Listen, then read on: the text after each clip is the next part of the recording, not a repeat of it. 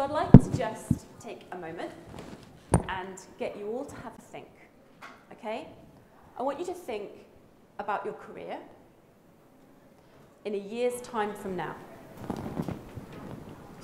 Think about your career in a year's time from now. Think about what that looks like to you. Think about what you're doing.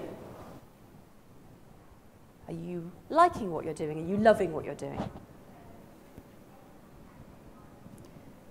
Now think about 5 years' time from now. 10 years' time? 20? Okay, hold that thought. So unbeknownst to you, outside of medicine, I am potentially a tiny bit of a geek. And I do like playing something called D&D, or Dungeons and Dragons. Now, Dungeons and Dragons, for those of you who very sadly haven't experienced it yet, is a game where you get together with a group of friends, and at the start of the session, you all create a character. Now, there's always one person in every group who's read the rule book, right? More than once. In fact, they know the rule book inside out, backwards, upwards, down, and sideways, and they seem to have a zillion points to spend on their character to your 10. Now, I can't write your character for you, but what I hope that you'll take home from this talk is some tips and some tricks to help you create the most powerful version of yourself that you can in your career. Okay, so the title of the talk was How to Have a Portfolio Career. Now, when I was training, I used to think that being the boss meant running the shop floor. Maybe seeing the odd patient, a meeting, maybe like a tiny bit of paperwork. But actually what I've learned over the last few years is that your career can look like anything that you want it to. You can literally make it your dream career. You can build it up with tiny little blocks of this and that, some of which are related, some of which might not be related, all of which are fabulous and unique to you. So when we talk about a portfolio, what I'm talking about is crafting the career of your dreams by taking all the things that you enjoy, that make you you, that build your character, and using that as your career. Okay, we should start by saying, is a portfolio career for you? Now, we're all individuals and we're all very unique. And what I'd say is that when you're determining what you want, and particularly what you might put in a portfolio career, the most powerful thing that you have, the most powerful tool that you have, is to know who you are. You do you. Because you could be sitting next to someone and their portfolio career is not going to look like yours. You are unique. Now, this is not a self-help talk. And although it sounds trite to ask who we are as individuals, it is quite useful. And I'm a big fan of Myers-Briggs. So Myers-Briggs is a personality test, which broadly gives you some semblance of view on who you are and how you interact with the people around you. So I am an ENTJ. Now that means that I'm extroverted, I'm intuitive, I'm thinking, and I'm judgmental. Now those are just words, but what that broadly boils down to is that I get my energy from people around me. I like being around people. I make my leaps of deduction in big, long leaps, blue sky thinking. I like my data very analytical, and I really like a jobs list with those little ticky boxes down the side. So you don't have to use Myers-Briggs, but have a think about who you are, because that is going to shape how you're going to craft your career and what you're going to put in your portfolio. Okay. So now we know who we are. There is a very big caveat with this talk. When we talk about filling our lives with all sorts of different things, we have to remember what Stephen Hawking said. And Stephen Hawking said that time is finite. Now, we've already heard about how clinician burnout is at the all-time high. And in a post and ongoing COVID world, if there is one thing that I can tell you, it is to put yourself and your family and your friends first. Everything else comes second. And in the interests of finite time, and because sadly time machines haven't been invented yet, I invite you to grab a piece of paper and a pen and draw a little person or a box or a bubble, and let's create a character. So, the first thing that you probably want to do is don't forget the medicine, because that's what we're actually doing, okay? Now, you need to work out how much time you want to spend on your clinical shifts. And that can be entirely up to you how many shifts you want to do, or whatever your clinical work looks like. And it is completely fine to go in at a less than full-time rate of clinical shifts, knowing that you actually want to tack on all these other wonderful things to your career. Okay? So first of all, go, right, this is how much time I'm willing to spend on clinical. And then everything else is to play for. So the next big step that we take, often, is that we look at two things, and they're operations and they're education. And people will usually choose one of those two branches. Now, operations is essentially the nitty-gritty of how your organization works from day to day. But it's also the big ticket items. It's the long-term strategic direction that your organization is going to take. And these roles are things like clinical lead, or clinical director, or divisional director, trauma director. These are jobs and roles where you're going to be working not just in your department, but outside your department, across divisions, potentially outside the hospital, potentially across large networks. This is the time when you are going to be able to actively influence how your organization works and how your organization runs. This is a powerful role to have. It's also the time where you might be able to be more involved with the board of your organization. You might even get a seat on the board of your organization. And you're certainly going to become sort of aware of the bigger people around you. You might even have a conversation with the CEO of your organization, and they could come and ask you what your vision is. So if you have any interest in eventually maybe running your organization, these are the roles you're going to start to want to get. Now, the other option is education. Now, education can take many, many forms. You could be an educational supervisor for trainees. You can do undergraduate teaching, postgraduate teaching. You can take roles in wellness and looking after people who are returning to work, looking after people who are working less than full time or doing research, shaping your organization's education program and what that looks like. And it's not just doctors, it's multidisciplinary. So it's helping with outreach, with nursing programs, all these wonderful different things that you can do in education. Traveling, doing lectures.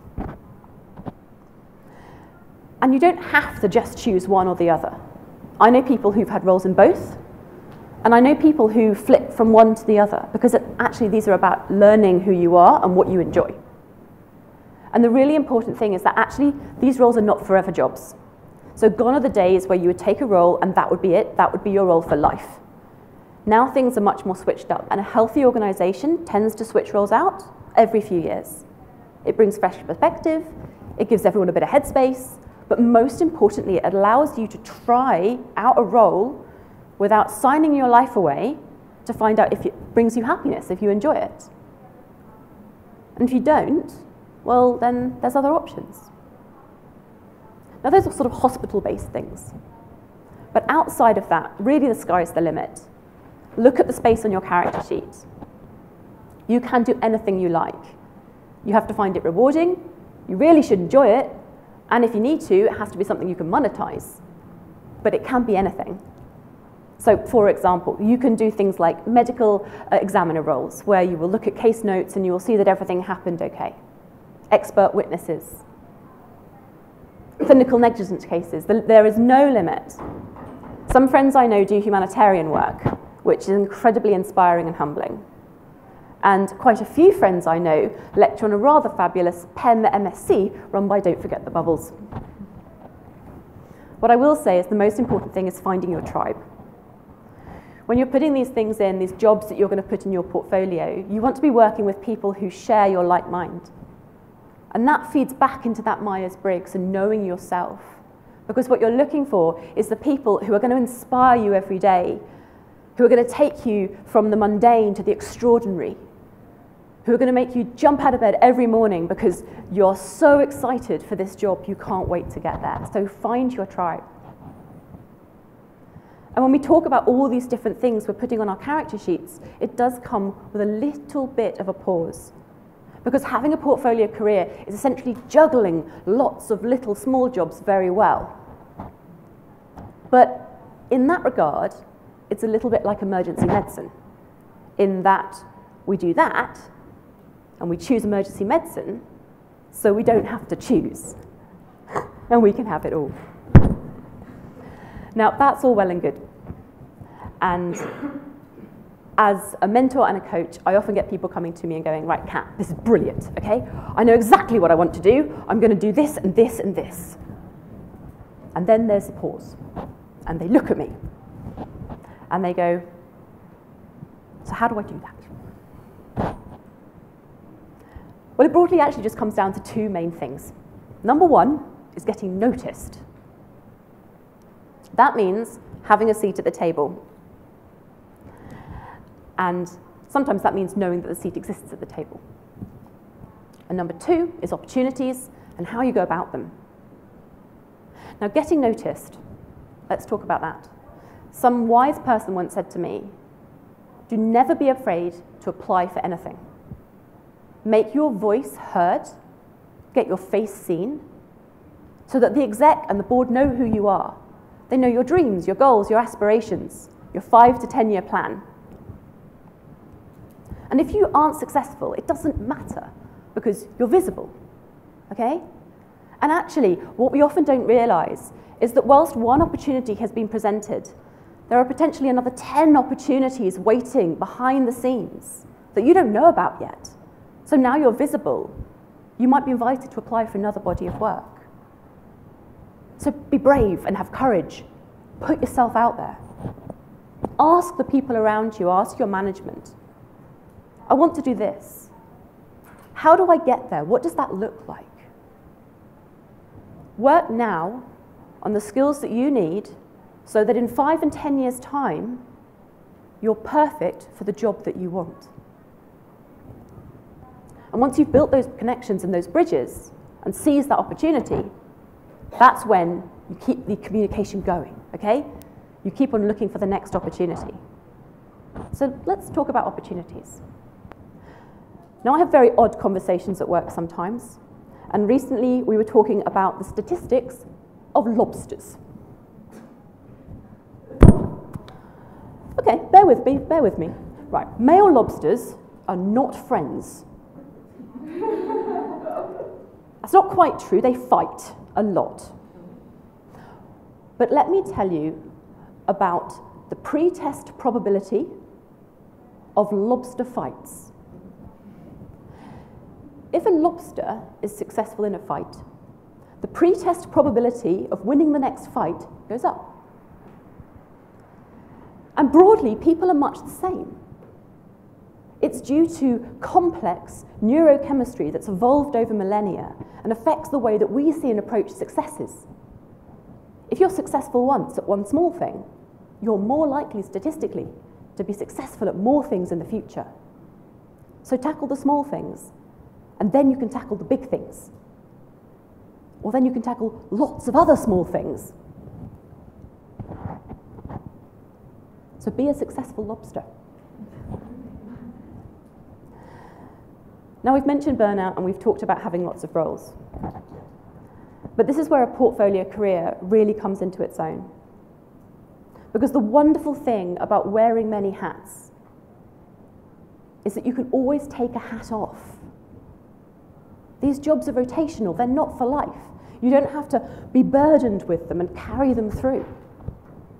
And actually, job plans tend to come up about once a year. And it's a tremendous time to sit down and reflect and think about what you're doing. Are you happy in what you're doing? Are you going to work excited every day? Is it fulfilling? And if it's not, then scrap that and do something else, because you have a portfolio and you're building brand you, and you can bring into it whatever you want. It's also a tremendous time to reflect on your personal life. Because if you're not making time for yourself, for your family, for your cultural and spiritual, personal needs, then you're not doing things right. Because you can't be an amazing physician if you haven't got your individual life shit together. Okay, so we've spoken about having a portfolio, and we've spoken about what that might look like. And hopefully now you're beginning to have on your character sheet the things that you might go and explore and build your character.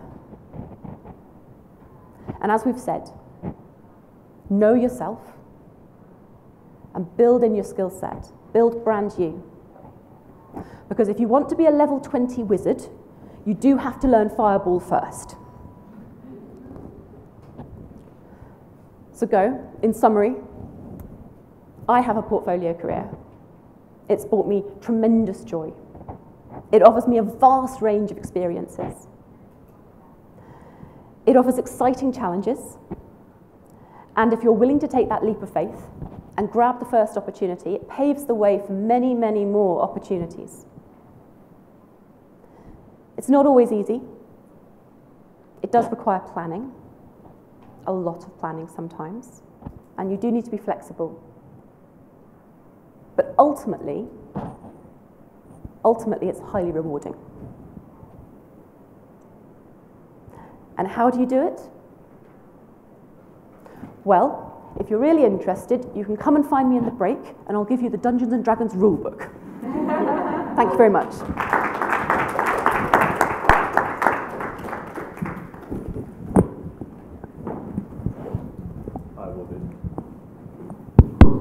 I will admit to being a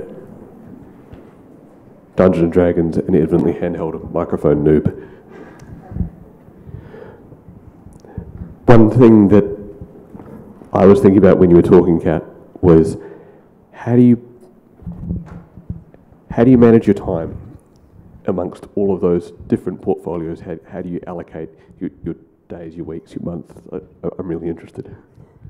I mean, time is very, very precious, I think is the first thing to say. And not only am I a physician, I have other interests, and I have 2 small kids. And I am absolutely rigorous in my time. I set very, very clear boundaries, and I do not let people stomp on them. So what I would say is, if you allocate X amount of time on your character sheet, that's the time you're spending on it. And it's all too easy to let that bleed across into other areas of your life. And when I first started, I would find myself looking at emails at the weekend. And that, my friends, is a very slippery slope. You do not want to do that. Work is for work, and home is for home. Family is for family. So I would say, yeah, enforce very rigorous boundaries and be very clear about which role, which hat you're wearing at which time. Thank you. Yeah, boundaries are absolutely a thing. Thank you. Do we have any questions from the audience? Because I've got more. Tess, we've just got a question midway up the middle there.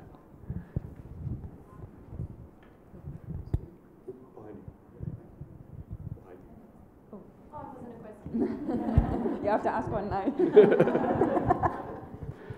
The literal definition of being put on the spot.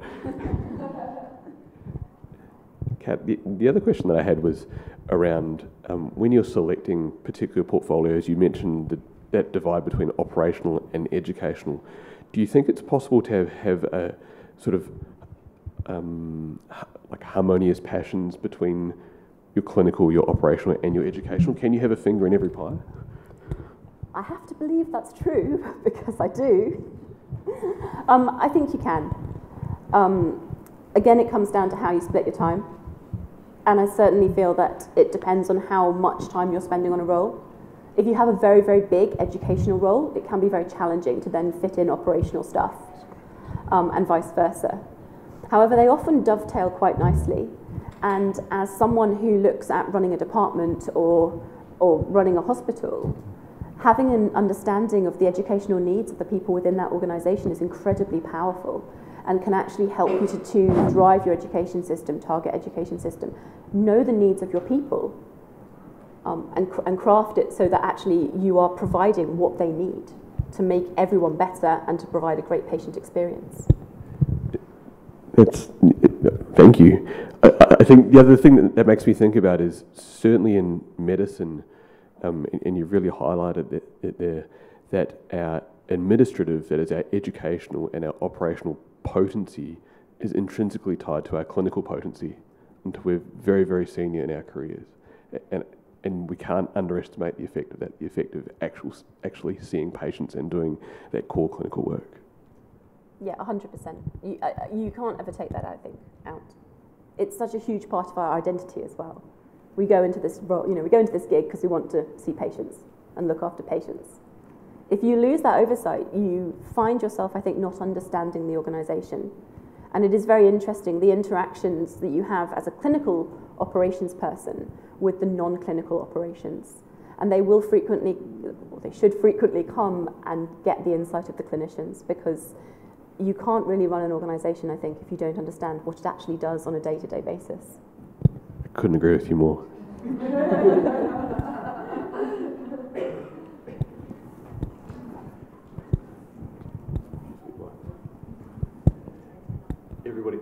Everybody, could you thank me? Thank Kat. You can thank me too.